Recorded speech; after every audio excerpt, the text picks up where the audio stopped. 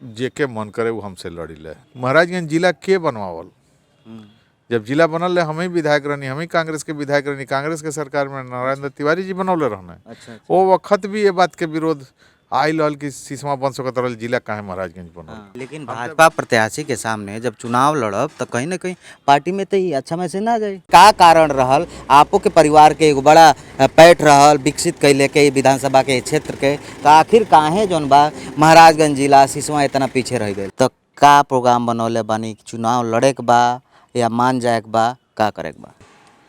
तहसील कौन मुश्किल काम बटे, इ तो सरकार के बाएं दाएं हाथ के काम हवे। अगर बात वहाँ पहुँचावल जाए तो भाषण देने से थोड़ा तहसील बनी। तो आपको को पहले कोशिश करे के चाहिए पर, और आज अगर हमारे ऊपर आरोप लगा कि ई नहीं करता ना तो फिर कैल के। राजनीति शब्द सुनले आ बोलले में बड़ी छोटन लगेला, लेकिन सही बात यही है कि समझले में पूरा जिंदगी निकल जाला। भाई साहब गांव वाले रिपोर्टर के नमस्कार बा, और आज हमारे साथ है खास बातचीत करे खातिर शिवेंद्र सिंह जी बानी। बता दी आप सबके भाजपा सरकार में पूर्व मंत्री रहनी, 6 बार विधायक रहनी, और 14 साल बाद सपा छोड़ के भाजपा ज्वाइन करनी, ये उम्मीद के साथ कि भाजपा सिसवा विधानसभा के कैंडिडेट बनाई, विधायकी के तैयारी करते रहनी, इहों के पोस्टर वोस्टर तमाम चौक चौराहा पर लौक जा। लेकिन जब टिकट के बंटवारा भइल तो नाम आ गई प्रेम सागर पटेल के, और अब जौन बा शिवेंद्र सिंह जी निर्दल पर्चा दाखिला कर दिल बानी। सिसवा के राजनीति पे सिसवा स्टेट के एक लगातार कब्जा रहल, यहाँ के पिताजी भी यहाँ के विधायक रहनी, और ये भी। और अब हमनी के बात कह लिहल जा, एक और बात कहल जाला कि जब यहाँ के दल बदल के दूसरे पार्टी में जानी तो सरकार बनेला, और यहाँ के विधायक बनल भी तय रहेला और मंत्री बनल भी तय रहेला। लेकिन ये बार का भइल, काहे टिकट नहीं मिलल, यही सब मुद्दा पे बात कल जाए। ये बताएं हमके, 14 साल बाद आप बीजेपी ज्वाइन कैनी, लोग कहता आपके घर वापसी हो गई, भाजपा सरकार में आप मंत्री रहनी, तो आखिर का ऐसा दिक्कत आ गई 14 साल बाद लौट के आप गईनी और फिर जौन बा निर्दल चुनाव लड़े के फैसला कैनी? पहले तो ही बताएं। घर वापसी है भइल रहल, कहीं से हम तो 14 साल पहले भी भाजपा में मंत्री भी रहनी, विधायक भी रहनी जी, बहुत सम्मान रहल। तो क्षेत्र के सेवा और तमाम राजनीति में भी आना जाना लगल रहेला। तो बाहर रहनी है, समाजवादी पार्टी में रहनी है, भाजपा के काम वगैरह देख के जी, योगी जी और मोदी जी के वजह से जो जनता में भावना रहल, तो सेवा के भाव से फिर से घर वापसी कैनी, और यही सिलसिला में हम वापस बीजेपी में ही नहीं जी। और अब निर्दल पर्चा दाखिला कैले बानी? हाँ, निर्दल पर्चा दाखिल कैले बानी, कहे से भाजपा के प्रत्याशी का निर्णय हो गई बटे। हाँ, मौजूदा विधायक जी के ही बारे में हमन के ये मालूम रहल, एहसास रहल कि शायद दल उनसे परिवर्तन पर विचार करता। तो ये भी रहल, अइले के बाद ही मन में आयल कि चुनाव खातिर भी प्रयास कर ले जाए, और प्रत्याशी के तौर पर हम भी इच्छुक रहनी। लेकिन पार्टी भाजपा तय कर दलस कि उन्हीं के दोबारा टिकट दलस।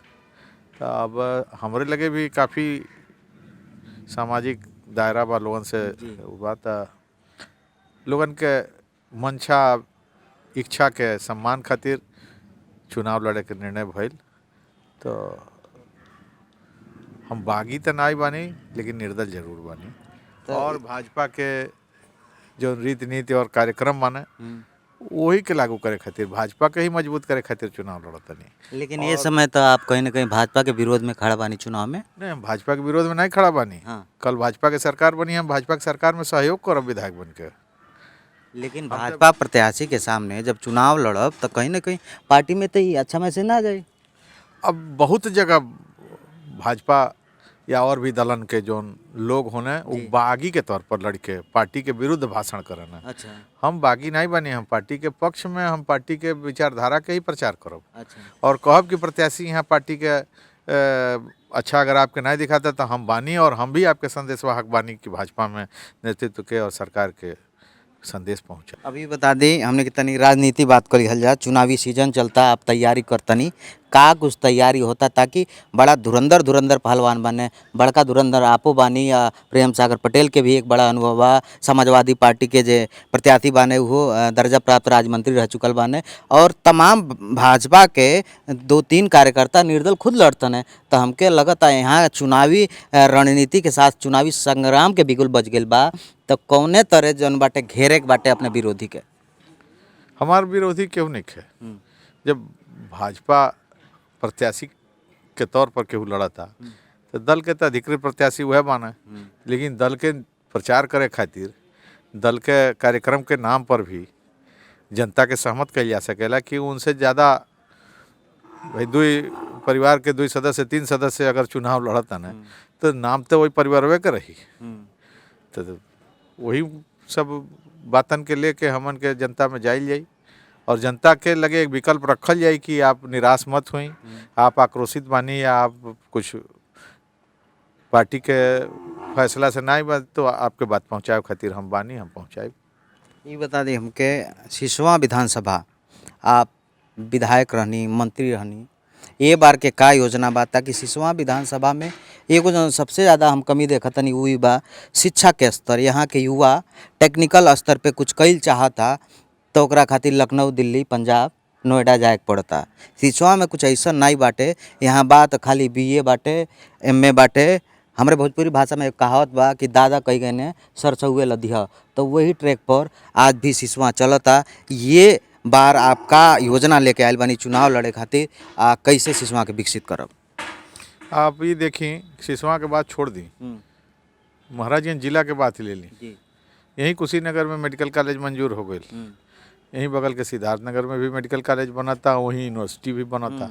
हमन के महाराजगंज जिला में शिक्षक के चाहे यूनिवर्सिटी, मेडिकल कॉलेज या जौन भी प्रदेश स्तरीय सुविधा या संस्था होके चाहिए वो नहीं खे। अगर केहू कुछ कैले बा तो कुछ निजी तंत्र वाले लोग को एक तो हॉस्पिटल खोल दिले माने, एक तो इंजीनियरिंग कॉलेज खोल दिले माने। तो ये तो सही बा कि हमन के बहुत पीछे बानी और एकर प्रयास बिना सरकार के हाथ दिले नहीं हुई। निजी लोग भी यहाँ पिछड़ा जान के नहीं आवल चाहता नहीं। अच्छा। कि उन्हीं के कुछ निजी तौर पर काम करें, तो ए पर तो काम कैले के जरूरत बाटे और इकर काम काहे नहीं भइल, काहे बात नहीं पहुँच पौलस या हम प्राथमिकता में नहीं खी। महाराजगंज जिला 75 जिला के अंदर बा कि बाहर बा, तो ये तो भाजपा नेतृत्व तक पहुँचावा के जिम्मेदारी जे लोग भी बाने प्रतिनिधि। अब ये चुनाव में तो ओकर बात नहीं हो सकेला, लेकिन वो उन्होंने के पहुँचा ले चाहत रहा। अच्छा, आप ही बताएं। तेजी से काम जोगी जी के सरकार में भइल, ये सब बहुत आसान काम रहा, मंजूर हो गई। तो अब वो पर हमन के। अच्छा, आप ये हमके बताएं कि आप मानत तनी कि महाराजगंज जिला के जौने स्तर पर विकसित होके चाहिए वो स्तर पर विकसित नहीं भइल। यहाँ के मौजूदा जो सांसद बाने पंकज चौधरी, बड़ा नेता बाने, पूर्वांचल के केंद्रीय वित्त राज्य मंत्री बाने। आज भी हम उनके भाषण बहुत जगह सुनले बानी, जब कहीं बढ़न मंच पर जाने तो कहे न कि हमारा क्षेत्र अति पिछड़ा क्षेत्र। 6 बार से सांसद आबो भाजपा में बानी, मने कहतनी कि यहाँ के विचारधारा से प्रेरित बानी, लेकिन फिर भी का कारण रहल आपो के परिवार के एक बड़ा पैठ रहल विकसित कैले के विधानसभा के क्षेत्र के, तो आखिर काहे जौन बा महाराजगंज जिला सिसवा इतना पीछे रह गए? न ऐसा बात नहीं है, सांसद जी बोले न तो सच्चाई बोले न, पिछड़ा तो रहल है और एक दिन में अगड़ा हो नहीं सकेला। तो कोनो जमाना में सड़क नहीं रहल, पुल भी नहीं रहल, तमाम साधन, बिजली नहीं रहल। आज जैसे भाजपा के सरकार श्रेय ले ले कि हम घर घर तक बिजली पहुंचा दिए, घर घर पानी पहुंचाने वाले हैं, सबका घर बनवा रहे हैं, तो यह ना विकास के गति है। तो पिछड़ा से ही तगड़ा हुई आदमी, तो विकास हुई। लेकिन कुल मिला के आपके भी कहना सही बा कि अपेक्षाकृत अगल बगल के जिलन के हम उतना विकसित या उतना तेज अपन विकास नहीं कर पौले बने। आप ये बात के महसूस करते हैं? निश्चित रूप से स्वीकार करते नहीं, और उमें हमरो बहुत कार्यकाल बीतल बा, बहुत समय बीतल बा। हम लोग भी आज शिक्षा के माध्यमिक शिक्षा में, प्राथमिक शिक्षा में काम भइल बने। अच्छा, मौजूदा विधायक एक ठो आरोप लगौने कि आपके परिवार में बहुत कार्यकाल रहा, लगभग 10 से 11 कार्यकाल रहा। वो कहते ना कि हम जौन 5 साल में कर दिल बानी, वो आप जौन बा 5-6 कार्यकाल में ना कर पाइल बानी। अब वो जौन कहता ने उमें सच्चाई नहीं है। 70 साल में जौन कांग्रेस नहीं कैले, 5 साल में मोदी जी का दाना तो ई जौन 5 सालवा मोदी जी के रहल है कि विधायक जी के रहल है, एके तय करे के पड़ी।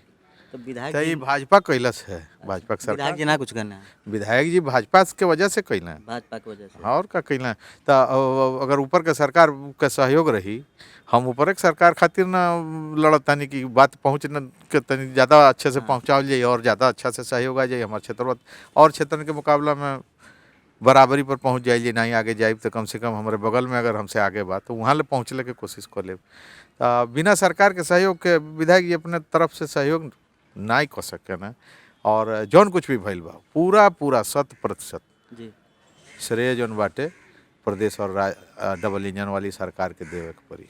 एक और बात बता दें हमके, कहल जाला ई चर्चा बा इस क्षेत्र में कि मौजूदा मुख्यमंत्री योगी आदित्यनाथ जी बाने, बड़ा आपके करीबी हमें, बड़ा आपके सम्मान करें, बड़ा आपके माने ने, तो काहे टिकट नहीं मिलल इहो बताई। देखिए जोगी जी इस क्षेत्र के हमें वो हमार सम्मान नहीं करें, हमन के उनकर सम्मान करें। हाँ भैया वो बढ़न हमें और एक पीठ के पीठाधीश्वर भी हमें, प्रदेश के मुख्यमंत्री भी हैं, तो हमन के उनके सम्मान करे नहीं। उनके अधीन तो बहुत लोग कार्यकर्ता जनता बाटे। टिकट के बाद जैसे केहू के अधीन जनता बाटे तो सब जनता के एक साथ पोषित नहीं किया जा सके, वैसे सब कार्यकर्ता के भी एक साथ एडजस्ट नहीं किया जा सके। तो उनके परिस्थिति रहल हुई उससे हम असंतुष्ट नहीं की। अच्छा, एक और बात बा कि जब घर में केहू रिसिया जाला तो बहुत सारे रिश्तेदार मनावे खातिर आवेन। ए बेरा चर्चा बा कि आपके मनावे खातिर बीजेपी के तमाम बड़े बड़े लोग आवता कि आप मान जाई, तो का प्रोग्राम बनौले बानी, चुनाव लड़े के बा या मान जाए के बा, का करे के बा। अब देखी बीजेपी के बहुत बड़े बड़े लोगों से हमारे पहले से भी ताल्लुकात जान पहचान रहल बा, तो उन के आना जाना तो नियमित चीज़ बाटे। अब वो अगर ये प्रदेश चुनाव के दौरान ये इलाका में बान है केहू कोनो दायित्व से आइल बा, केहू कोनो जिम्मेदारी पर बाटे, तो मिले आई तो हमरे खुशी बा। कहें हमसे पुरान परिचित लोग बाने, तो जब बाने और वो अनजान के पास भी जाता ना तो हम तो उनके परिवार के हैं, तो हमारे लगे हिलक। और जहाँ तक रह गई अब यहाँ चुनाव लड़ लेके तो हम निर्दल भर ले बानी, लेकिन बताओनी तक कि हम भाजपा की नीतियन के बढ़ावे खातिर और जौन बात नहीं पहुँच पाता और जीतले के बाद भी वही के सहयोग करे खातिर लड़ता नहीं, तो हम तो मौजूदा हालत में तो चुनाव लड़ते बनी। अच्छा, चुनाव लड़ते हैं। इहो बता दी हमके कि लड़ाई कैसे रही, भाजपा से, सपा से, बसपा से कि कांग्रेस से। अब जेके मन करे वो हमसे लड़ी ले, तैयार बानी। हम तो जनता के दम पर लड़तनी और भाजपा के कार्यक्रम के नाव पर लड़तनी। भाजपा के सरकार जो काम कैले बाटे वो के जनता में ले जाके कि अगर आपके लाभ के दहले बाटे प्रदेश के सरकार से और केंद्र के सरकार से, तो उनमें आप मजबूत और अच्छा आदमी के भेजी जौने से आपके लाभ सुनिश्चित रह सके, ये वजह से लड़ते नहीं। सिसवा में एक और मुद्दा उठेला, तहसील, आपके का विचार बा। तहसील कौन मुश्किल काम बटे, ये तो सरकार के बाएं दाएं हाथ के काम हवे। अगर बात वहाँ पहुँचावल जाए तो भाषण देले से थोड़े तहसील बनी, अबले बनवा देल चाहत रहल और आगे भी अगर सक्षम सरकार आवत या अपन तो बनले में 2 मिनट लगी। तो आपको को पहले कोशिश करे के चाहिए पर। अब हमार कब पूरा जीवन के समीक्षा आप करब तब आपके मालूम हो कि हम का कह देनी। निचलौल तहसीलियो हमरे बनवावल है। अच्छा, निचलौल तहसील शीशमा में चीनी मिलो हमरे दोबारा लगवावल है। अच्छा। नहीं तो कबाड़ बटे वो मिलिया हम खड़ी बा कबाड़। अच्छा अच्छा। और जौन जौन हम बनवा के गई नी, हाँ।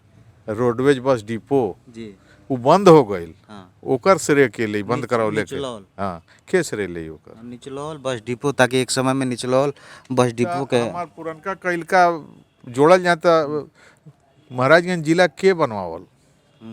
जब जिला बनल हम ही विधायक रहनी, हम ही कांग्रेस के विधायक रहनी, कांग्रेस के सरकार में नारायण तिवारी जी बनौले रहने। अच्छा। वो वक्त भी ये बात के विरोध आयल हल कि सिसवा बन सकत रहल, जिला काहे महाराजगंज बनल। और ओकर नुकसान हमके उठावे पड़ल है सिसवा में। अच्छा, लेकिन आज आप देखी तो आप कहब कि महाराजगंज जिला अगर नहीं बनल रहत तो जिला के रूपरेखा बदल गई हो सकेला, वो जिला टूट गई रहत। अगर वो सिसवा बनल तो फरेंदा आज दूसर जिला में चल गई रहत, अगर फरेंदा रहत तो सिसवा आज दूसरे जिला में रहल रहत। तो आज हम कम से कम एक जिला में तो बानी, हमार जिला के रूपरेखा तो बाटे।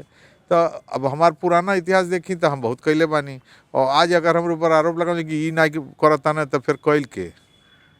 अच्छा, ये बताई अब ये चुनाव के बात कर लिहल जा, अगर ये बार आप आवत हई तो शिक्षा स्तर पे, रोजगार स्तर पे का प्लान बा, कुछ तो सोचले हो कब आप? हम कोनो प्लान नहीं कैले बनी। हाँ। हम भाजपा के सरकार के मदद करे खातिर सोचले बानी और जौन जौन भाजपा के प्लान हुई सब लागू कराई। लेकिन चुनाव चिंता आपके दूसर रही। बहुत जगह पार्टी अपन चुनाव चिन्ह नहीं पहुंचा पावेले हाँ। और वहाँ केहू न केहू निर्दल हो जाला हाँ। चुनाव चिन्ह पत्र पहुँचले के अभाव में। वो स्थिति में भी दल अपने केहू केहू के समर्थन देके या मौन सहमति देके या वो से मिलत जुलत विचार वाला जो नज़दीकी होके ओके ओकर दल के आधार पर लाभ मिलेला। अच्छा, कुछ विरोधी नेता इहो आरोप लगावते हैं कि आप क्षेत्र में कम समय दे पावनी।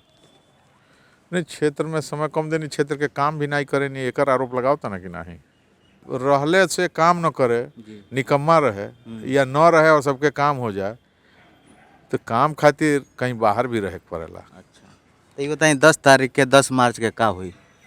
10 मार्च के सरकार भाजपा के बनी कि प्रदेश में अब विधायक के बनी, विधायक जनता बना दी।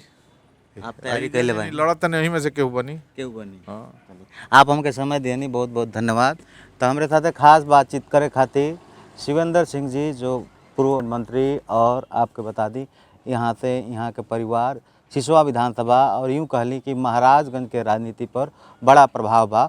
अब आने वाला 10 मार्च के तारीख तय करी सिसवा विधानसभा के विधायक के बनी, यूपी के सरताज के बनी, केकरे सर पर ताज हुई और केकर विदाई हुई, ये देखे वाला बात रही। गोरखपुर एक्सप्रेस न्यूज़ और गांव वाले रिपोर्टर के साथ आप सब बनल रही। देश दुनिया पूर्वांचल के बिंदास खबर हमारे साथ देखत रही।